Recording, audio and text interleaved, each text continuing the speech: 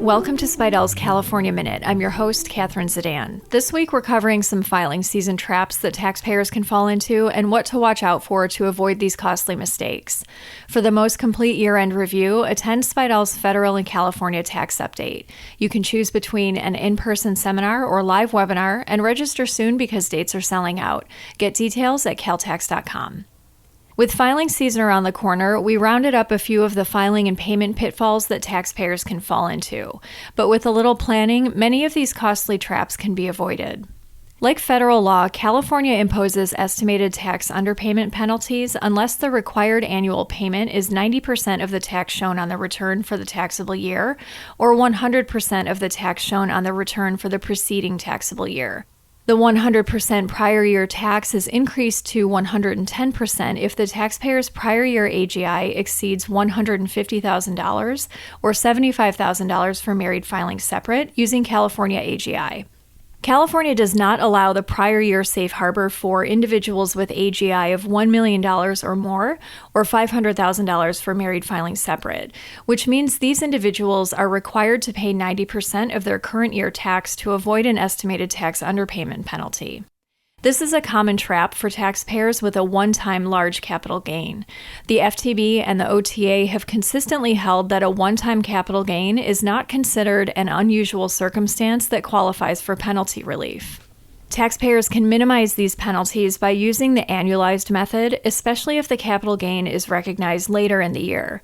But estimated tax payment penalties can be completely avoided if taxpayers had a minimal tax liability in the prior year due to adequate withholding. California does not assess an underpayment penalty on the current year if, in the prior year, the taxpayer had a liability of $500 or less, or $250 for married filing separately, minus credits for withholding but not including estimated tax payments. This means that a taxpayer whose prior year withholding covered the tax could have no withholding or estimates paid in the current year and owe no penalty. This provision also applies to a taxpayer whose AGI equals or exceeds $1 million. All payments made by an individual or corporation, regardless of taxable year or amount, have to be remitted electronically after the individual or corporation has either made a single estimated tax or extension payment greater than $20,000 or filed an original return with a tax liability greater than $80,000. A taxpayer who is required to remit electronic payments but remits payment by other means is subject to a penalty of 1% of the amount paid, or 10% for corporations, unless the failure to remit electronically was for reasonable cause and not willful neglect. The penalty applies even if the amount remitted is less than $20,000, but the taxpayer was otherwise required to remit payments via EFT. Remind taxpayers subject to the e-pay requirement to make their payments electronically, for example, by web pay, credit card, or electronic funds withdrawal, and make sure you tell your clients to verify that the payment actually cleared their bank account. Simply relying on a web pay confirmation from the FTB is not sufficient.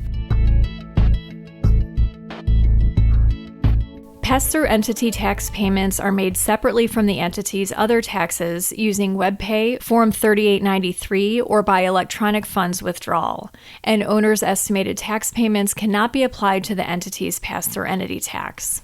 Overpayments of the 2023 pass-through entity elective tax cannot be applied to the entity's June 15, 2024 prepayment for the 2024 tax year, but they can be applied to any of the entity's other outstanding tax liabilities, for example, the S Corporation 1.5% net income tax or LLC gross receipts fee. Otherwise, the overpayment will be refunded to the entity. We are currently hearing from practitioners that this is taking around 8 months. In the January 2024 issue of Spiedel's California Tax Letter, we cover these and other traps to watch out for in greater detail. For information on subscribing to this monthly newsletter, go to caltax.com and click Publications. That's all for this week. Join us next time for another episode of Spiedel's California Minute.